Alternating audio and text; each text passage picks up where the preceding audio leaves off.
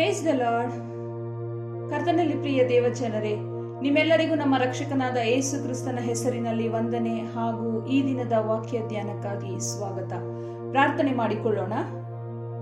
ಸರ್ವ ಸೃಷ್ಟಿಕರ್ತನೆ, ಮಹೋನ್ನತನಾಗಿರುವ ದೇವರೇ, ನಿನ್ನ ಪರಿಶುದ್ಧ ನಾಮಕ್ಕೆ ಸ್ತೋತ್ರವಾಗಲಿ. ಅಪ್ಪ, ಈ ದಿನದಲ್ಲಿ ಯೇಸು ಸ್ವಾಮಿ ಶಿಲುಬೆ ಮೇಲೆ ನುಡಿದಂತಹ 5ನೆಯ ಮಾತನ್ನು ನಾವು ಧ್ಯಾನ ಮಾಡಲಿಕ್ಕಿದ್ದೇವೆ. ಕರ್ತನೆ ಅಪ್ಪ, ನೀನು ನಿನ್ನ ಸತ್ಯದ ಆತ್ಮನ ಮುಖಾಂತರ ನಮ್ಮೆಲ್ಲರ ಹೃದಯದೊಟ್ಟಿಗೆ ಮಾತನಾಡು.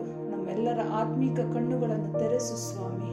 ನಿನ್ನ ಚಿತ್ತವನ್ನು ಅರಿತು ನಾವು ನಿನ್ನ ಚಿತ್ತದಂತೆ ಬಾಳಲು ನಮಗೆ ಸಹಾಯ ಮಾಡಬೇಕಾಗಿ ಯೇಸುವಿನ ಹೆಸರಿನಲ್ಲಿ ಬೇಡಿ ಹೊಂದಿದ್ದೇವೆ ನಮ್ಮ ತಂದೆಯೇ, ಆಮೆನ್. ಕರ್ತನಲ್ಲಿ ಪ್ರಿಯರೇ, ಈ ದಿನ ನಾವು ಯೇಸು ಸ್ವಾಮಿ ಶಿಲುಬೆ ಮೇಲೆ ನುಡಿದ 5ನೆಯ ಮಾತು ನನಗೆ ನೀರಡಿಕೆಯಾಗಿದೆ, ಈ ವಾಕ್ಯದ ಮೇಲೆ ನಾವು ಮಾತನಾಡಿಕೊಳ್ಳಲಿಕ್ಕಿದ್ದೇವೆ. ಯೋಹಾನನು ಬರೆದ ಸುವಾರ್ತೆ 19ನೇ ಅಧ್ಯಾಯ 29ನೇ ವಚನ. ಇದಾದ ಮೇಲೆ ಯೇಸು, ಈಗ ಎಲ್ಲಾ ತೀರಿತೆಂದು ತಿಳಿದು ಶಾಸ್ತ್ರದ ಮಾತು ನೆರವೇರುವಂತೆ ನನಗೆ ನೀರಡಿಕೆ ಆಗಿದೆ ಅಂದನು. ಪ್ರಿಯರೇ, ಆತನು ಶಾಸ್ತ್ರದ ಮಾತು ನೆರವೇರುವಂತೆ ನನಗೆ ನೀರಡಿಕೆಯಾಗಿದೆ ಅಂದನು. ಕೀರ್ತನೆಗಳು 69ನೇ ಅಧ್ಯಾಯ 21ನೇ ವಚನದಲ್ಲಿ ಈ ರೀತಿಯಾಗಿ ಬರೆಯಲ್ಪಟ್ಟಿದೆ, ನನಗೆ ಉಣ್ಣುವುದಕ್ಕೆ ಕಹಿಯಾದ ವಸ್ತುವನ್ನು, ಬಾಯಾರಿದಾಗ ಹುಳಿತ ದ್ರಾಕ್ಷಾರಸವನ್ನು ಕೊಟ್ಟರು. ಈ ವಾಕ್ಯದಲ್ಲಿ ಬರೆದಿರುವುದು ನೆರವೇರುವುದಕ್ಕಾಗಿ ಯೇಸು ಸ್ವಾಮಿ ನನಗೆ ನೀರಡಿಕೆಯಾಗಿದೆ ಎಂದು ಹೇಳಿದರು. ಯಾಕಂದ್ರೆ ಮುಂದೆ ಏನಾಗುತ್ತದೆ, ತಾನು ಏನು ಮಾಡಬೇಕು ಎಂಬ ಸತ್ಯ ಆತನಿಗೆ ಗೊತ್ತಿದ್ದರಿಂದಲೇ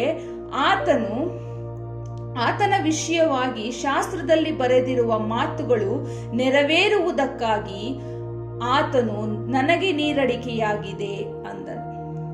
ಅದನ್ನು ಕೇಳಿದ ಕೂಡಲೇ ಅಲ್ಲಿದ್ದವರು ಅಲ್ಲಿ ಹುಳಿರಸ ತುಂಬಿದ ಗಡಿಗೆ ಇಟ್ಟಿರಲಾಗಿ ಅವರು ಸ್ಪಂಜನ್ನು ಹುಳಿ ರಸದಿಂದ ತುಂಬಿಸಿ ಹಿಸ್ಸೋಪ್ ಗಿಡದ ಕೋಲಿಗೆ ಸಿಕ್ಕಿಸಿ ಆತನ ಬಾಯಿಗೆ ಮುಟ್ಟಿಸಿದರು.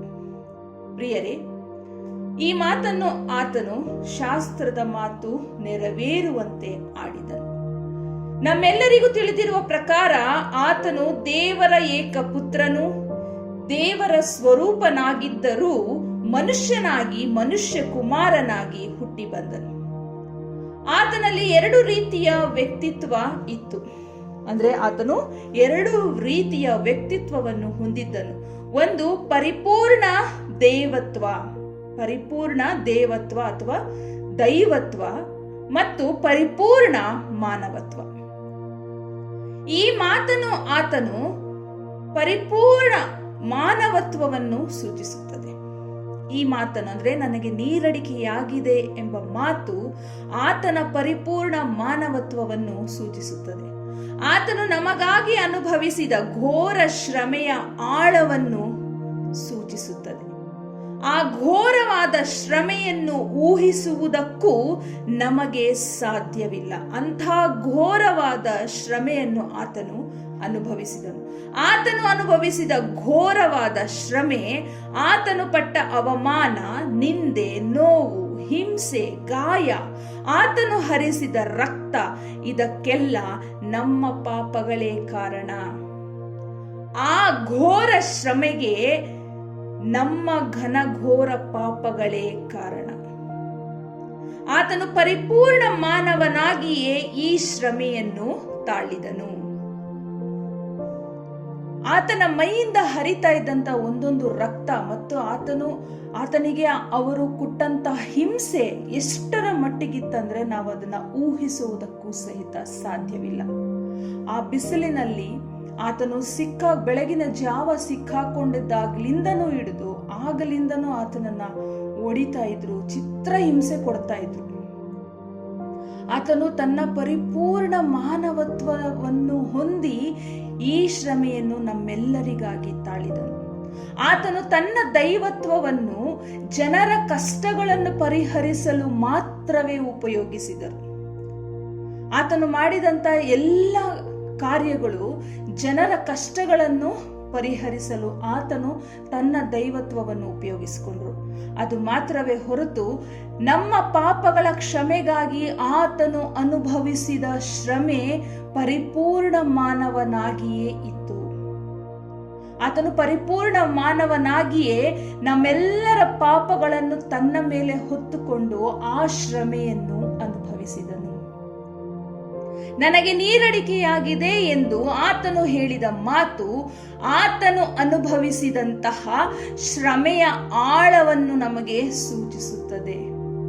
ನಮ್ಮೆಲ್ಲರ ಘೋರವಾದ ಪಾಪಗಳು ಆತನು ಅನುಭವಿಸಿದಂತಹ ಘೋರವಾದಂತಹ ಶ್ರಮೆಗೆ ಸಾದೃಶ್ಯವಾಗಿದೆ. ಪ್ರಿಯರೇ, ಪಾಪಿಗಳಾದ ನಮ್ಮನ್ನು ನಮ್ಮ ಪಾಪಗಳಿಂದ ಬಿಡಿಸಿ ರಕ್ಷಿಸಿ ನಿತ್ಯ ಜೀವ ಕೊಡುವುದಕ್ಕಾಗಿ ತನ್ನ ತಂದೆಗಾಗಿ ನಮ್ಮೆಲ್ಲರನ್ನು ಆತನು ತನ್ನ ರಕ್ತವನ್ನು ಸುರಿಸಿ ಕೊಂಡುಕೊಂಡನು. ನಮ್ಮ ಮೇಲಿರುವ ಪ್ರೀತಿಯ ದಾಹ ಆತನಿಗಿತ್ತು.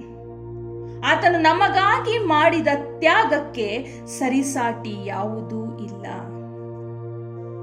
ಆತನಿಗೆ ನಮ್ಮೆಲ್ಲರ ಮೇಲಿರುವ ಪ್ರೀತಿಯ ದಾಹ ಎಷ್ಟಿತ್ತು ಅಂದ್ರೆ, ನಮ್ಮೆಲ್ಲರನ್ನು ರಕ್ಷಿಸಬೇಕು, ತನ್ನ ತಂದೆಯಾದ ದೇವರಿಗೋಸ್ಕರ ನಮ್ಮೆಲ್ಲರನ್ನು ಕೊಂಡುಕೊಳ್ಳಬೇಕು ಎನ್ನುವಂತಹ ದಾಹ ಎಷ್ಟಿತ್ತು ಅಂದ್ರೆ, ತನ್ನದನ್ನೆಲ್ಲನೂ ಆತನು ತ್ಯಜಿಸಿ ಈ ಲೋಕಕ್ಕೆ ಬಂದದ್ದಲ್ಲದೆ ಮನುಷ್ಯರಲ್ಲಿ ಮನುಷ್ಯನಾಗಿ ಆತನು ಪಡಬಾರದಂತಹ ಶ್ರಮೆಯನ್ನು ಆತನು ಅನುಭವಿಸಿದನು. ನಮ್ಮೆಲ್ಲರಿಗೂ ಗೊತ್ತು, ಆತನ ಜನ್ಮದಲ್ಲಿಯೂ ಸಹ ಪಾಪವಿರಲಿಲ್ಲ. ಆತನು ಹುಟ್ಟಿದಂದಿನಿಂದ ಆತನ ಪ್ರಾಣ ಹೋಗುವವರೆಗೂ ಆತನು ಯಾವುದೇ ಕಾರಣಕ್ಕೂ ಪಾಪ ಮಾಡಲಿಲ್ಲ. ಆತನಲ್ಲಿ ಯಾವ ಪಾಪವೂ ಇರಲಿಲ್ಲ. ಆದಾಗ್ಯೂ ನಮ್ಮೆಲ್ಲರ ಪಾಪವನ್ನು ಹೊತ್ತುಕೊಂಡು ನಮ್ಮೆಲ್ಲರನ್ನು ರಕ್ಷಿಸಿ ಪರಲೋಕಕ್ಕೆ ಒಯ್ಯುವಂತಹ ದಾಹ ನಮ್ಮೆಲ್ಲರ ಕುರಿತು ಆತನಿಗಿತ್ತು. ಹಾಗಾದರೆ ಪ್ರಿಯರೇ, ಇಂದು ನನ್ನ ನಿಮ್ಮ ದಾಹ ಏನಾಗಿದೆ? ಈ ಲೋಕದವರಾಗಿ ಲೋಕಕ್ಕಾಗಿ ಜೀವಿಸುವುದು ನಮ್ಮ ದಾಹವ, ಅಥವಾ ಆತನ ಮಕ್ಕಳಾಗಿ ಆತನಿಗಾಗಿ ಜೀವಿಸುವ ದಾಹ ನಮ್ಮದಾಗಿದೆಯಾ?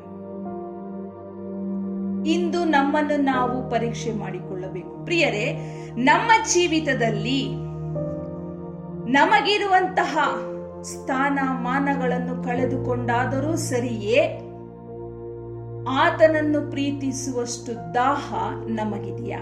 ಯಾಕೆಂದ್ರೆ ಆತನು ಪರಲೋಕದಲ್ಲಿ ದೇವರಿಗೆ ಸರಿ ಸಮಾನನಾಗಿರುವನೆಂಬ ಅಮೂಲ್ಯ ಪದವಿಯನ್ನು ಬಿಡಲೊಲ್ಲೆನು ಎಂದೆಣಿಸದೆ ನಮ್ಮೆಲ್ಲರಿಗಾಗಿ ಅದೆಲ್ಲವನ್ನು ತ್ಯಾಗ ಮಾಡಿ ತನ್ನನ್ನು ತಾನು ತಗ್ಗಿಸಿಕೊಂಡು ಬಡವರಲ್ಲಿ ಕಡು ಬಡವನಾಗಿ ಆತನು ಈ ಲೋಕದಲ್ಲಿ ಜನಿಸಿದರು. ತಂದೆ ದೇವರ ಚಿತ್ತವನ್ನು ನೆರವೇರಿಸಲು ಆತನು ಈ ಲೋಕದಲ್ಲಿ ಜನಿಸಿದರು. ಇದು ಆತನ ದಾಹವಾಗಿತ್ತು. ಇಂದು ನನ್ನ ನಿಮ್ಮ ದಾಹ ಏನಾಗಿದೆ? ನಮ್ಮ ಜೀವನದಲ್ಲಿ ಆತನಿಗಿಂತ ಮುಖ್ಯವಾಗಿ ನಮಗೆ ಕಾಣುತ್ತಿರುವುದೇನು? ಒಂದು ವೇಳೆ ಏನಾದರೂ ಇದ್ದರೆ ಅದನ್ನು ನಾವು ತ್ಯಜಿಸಲೇಬೇಕು. ಆತನ ದಾಹವೇ ನಮಗೆ ನಮ್ಮ ಜೀವಿತದಲ್ಲಿ ಪ್ರಮುಖವಾಗಿರಬೇಕು. ಅನಂತರದಲ್ಲಿ ಮಿಕ್ಕಿದ್ದೆಲ್ಲವು. ಕರ್ತನಲ್ಲಿ ಪ್ರಿಯರೇ, ಆತನ ತ್ಯಾಗವು ವರ್ಣಿಸಲಾಗದಷ್ಟಿದೆ. ಹಾಗಾಗಿ ನಮ್ಮ ಮೇಲಿರುವ ಆತನ ಅಪಾರವಾದ ಪ್ರೀತಿಗಾಗಿ ಆತನು ತನ್ನ ಪ್ರಾಣವನ್ನು ತ್ಯಾಗ ಮಾಡಿದರು. ಆತನಿಗಾಗಿ ಜೀವಿಸುವಂತಹ ದಾಹ ಇಂದು ನಮ್ಮ ನಿಮ್ಮ ಜೀವಿತದಲ್ಲಿ ಇರಬೇಕು. ಆತನಿಗಾಗಿ ನಾವು ಜೀವಿಸಬೇಕು. ನಮ್ಮ ಜೀವಿತಗಳ ಮೂಲಕ ತಂದೆಯಾದ ದೇವರಿಗೆ ಮಹಿಮೆಯಾಗಬೇಕು. ಇದು ನಮ್ಮ ನಿಮ್ಮ ಜೀವಿತದಿಂದ ದೇವರು ಬಯಸುವಂಥದ್ದು. ಹಾಗಾಗಿ ಪ್ರಿಯರೇ, ಈ ಎಲ್ಲಾ ವರಗಳನ್ನು ಅಂದ್ರೆ ಆತನಿಗಾಗಿ ಜೀವಿಸುವಂಥದ್ದು ಬಹಳ ಅದ್ಭುತ ಅದ್ಭುತವಾದಂತಹ ಕೆಲಸ.